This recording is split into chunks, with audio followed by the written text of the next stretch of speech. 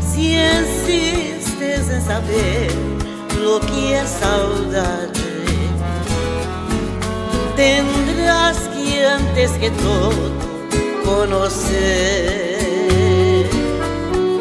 sentir lo que es querer, lo que es ternura, tener por bien un pro amor, vivir. Después comprenderás lo que es saudade. Después que hayas perdido aquel amor, saudade es soledad, melancolía es lejanía, es recordar, sufrir.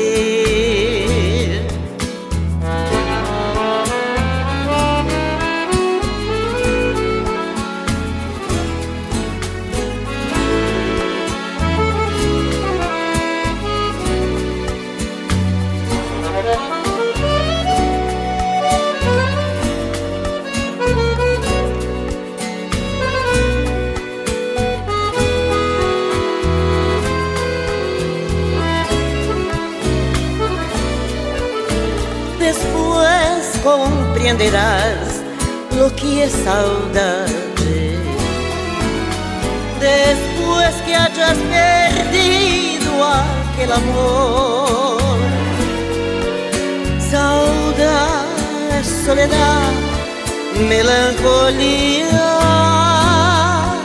es lejanía, es recordar.